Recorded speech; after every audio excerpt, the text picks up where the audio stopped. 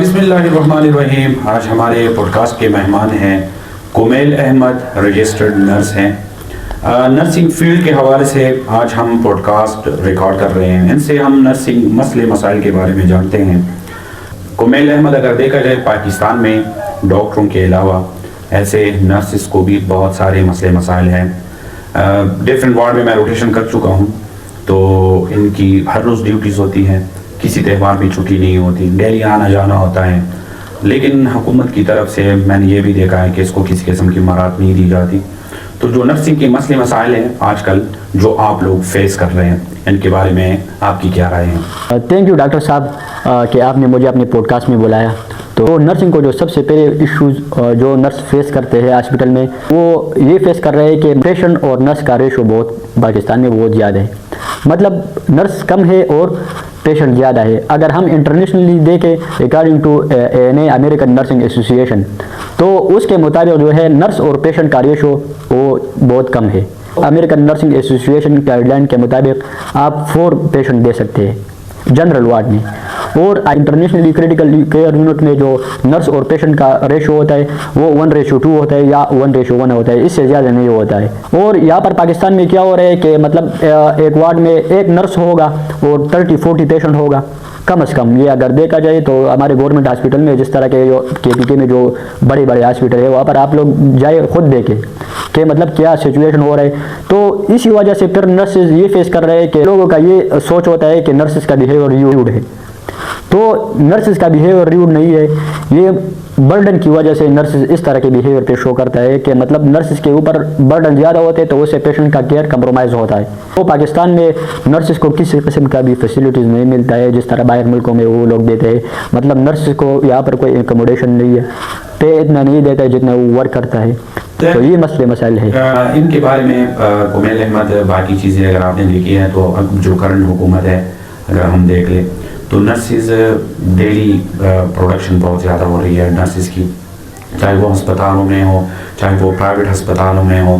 تو ان nurses production کے بارے میں آپ کی کیا رائے ہے کہ اگر اتنی پروڈکشن ہو تو کیا یہ ہماری اس حکومت کے لیے فائدہ مند ہے، ہماری عوام کے لیے فائدہ مند ہے؟ نرسز پروڈکشن ہے لیکن اوپر سے جاب نہیں ہے، تو اگلے جو نرسز ہیں ان پہ کیا امپیکٹ ہو سکتا ہے؟ بالکل ڈاکٹر صاحب، اس طرح ہے نا کہ گورنمنٹ کہہ رہے ہیں کہ جتنے نرسز ہے وہ کم ہے، ہمیں پروڈکشن ہونا چاہیے، مطلب نرسز پروڈیوس ہونا چاہیے. تو پروڈکشن تو ہونا چاہیے لیکن اس کے لیے پھر پراپر ارینجمنٹ بھی ہونا چاہیے نا کہ اس کو پراپر جاب ملے.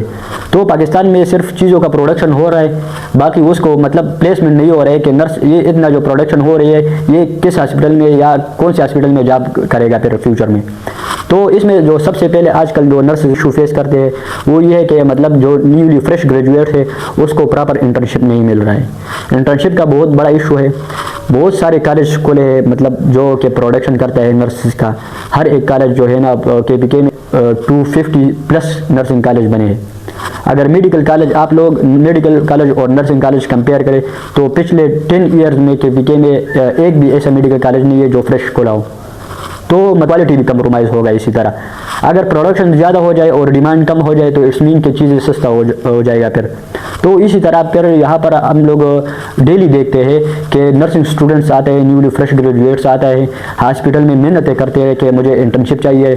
پیڈ کا تو کنسیپٹ ہی ختم ہو گیا ہے. یہ پہلے بھی میں نے بتایا تھا، 2 سال پہلے پوڈ کاسٹ میں نے بتایا تھا کہ نرسز جو ہے نا 2025 میں جو ان پیڈ انٹرنشپ کے لیے بھی ترسے گا. تو آج وہی سچویشن ہمارے آنکھوں کے سامنے ہے کہ نرسز آتا ہے ڈیلی بیس پہ پرائیویٹ ہاسپٹل میں، اور وہ اس طرح ہاسپٹل کے جس کا اسٹینڈرڈ بہت لو کوالٹی ہے وہاں پر بھی نرسنگ ان پیڈ انٹرنشپ کے لیے محنتیں کرتے ہیں.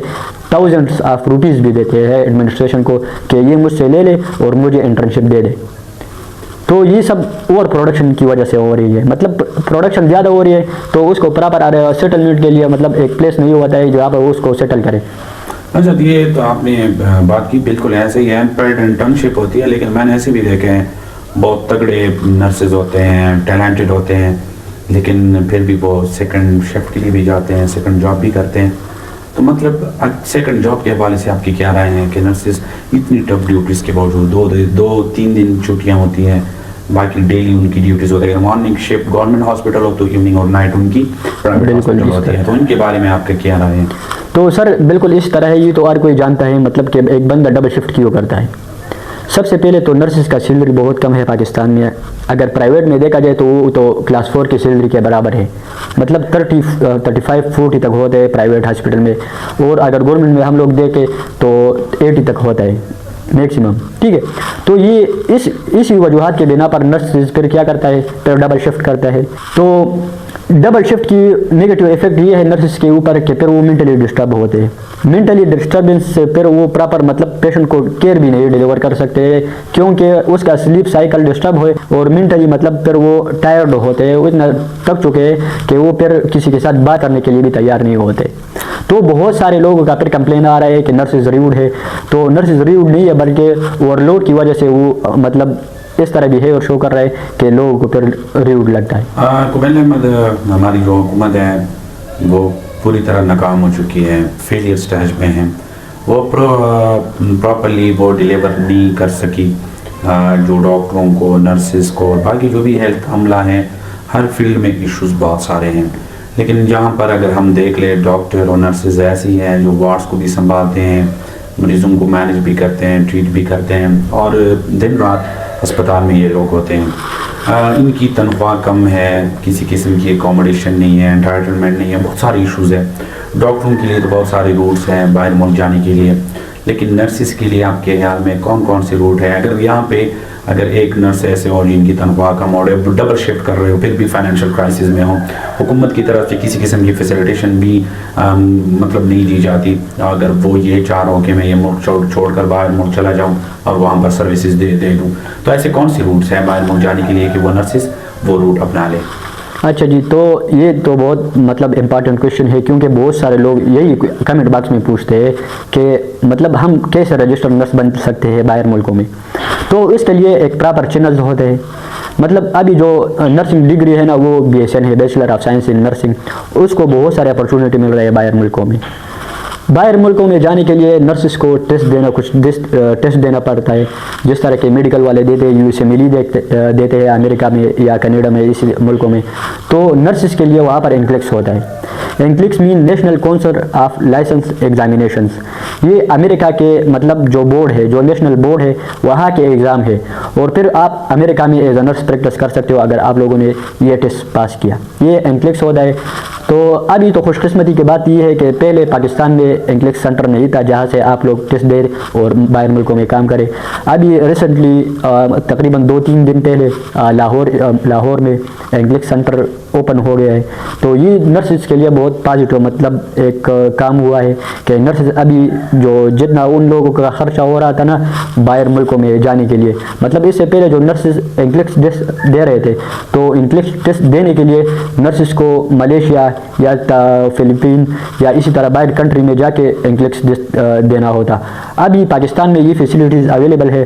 تو جتنے بھی فریش گریجویٹ یا فریش نرسز ہے, تو اس کو میرا یہ ایڈوائس ہے کہ مطلب میں خود بھی انشاءاللہ ابھی میں اسٹڈی اسٹارٹ کیا ہے میں نے, تو میں خود بھی NCLEX دوں گا انشاءاللہ, اور فریش گریجویٹس کو بھی یہ ایڈوائس دوں گا کہ آپ لوگ بھی NCLEX کے لیے تیاری کریں اور پراپر وقت پہ پاکستان سے باہر اپنے آپ کو سیٹلز کرے. کیونکہ پاکستان میں یہی سچویشن ہے جو کہ آپ لوگوں نے پوڈ کاسٹ میں ڈسکس کیا کہ مینٹل ایشوز پر نرسز فیس کر رہے, اسی طرح کے مطلب سلیپ ڈسٹربنس, سیلری بھی کم, فائنینشیل کرائسس, سب کچھ یہ نرسز فیس کرتا ہے پاکستان میں. تو اس سے بہتر یہ ہے کہ بندہ پراپر محنت کر کے ٹیسٹ پاس کر کے باہر ملک میں سیٹل ہو جائے. NCLEX کے علاوہ کوئی اگر باہر ملک اور NCLEX کے علاوہ NCLEX تو پراپرلی یہ USA اور کینیڈا سائٹس کے لیے ہوتا ہے.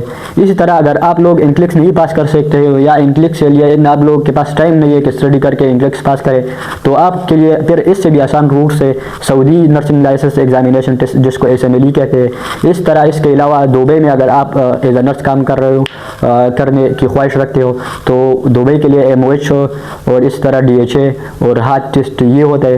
کویت کے لیے MOH ٹیسٹ ہوتا ہے, اور اسی طرح کے کویت کے لیے اور بھی بہت سارے راستے جو کہ آپ لوگ اختیار کر کے باہر سیٹل ہو سکتے ہیں. تھینک یو سو مچ کومیل احمد. اصل پوڈ کاسٹ کا مقصد بھی یہی تھا کہ ہم نرسنگ کے جتنی بھی ایشوز ہیں ان کو ہائی لائٹ کریں. باہر ملک کے جتنے بھی راستے بتا دیے گئے ہیں, انشاءاللہ نیکسٹ پوڈ کاسٹ میں ہم ڈیٹیل کے ساتھ بتائیں گے کہ ان کے لیے آپ نے کیسے پریپریشن کرنی ہے, کہاں سے کرنی ہے, اور یہ ٹیسٹ آپ لوگوں نے کیسے کلیئر کرنے ہیں. Thank you so much. Thank you.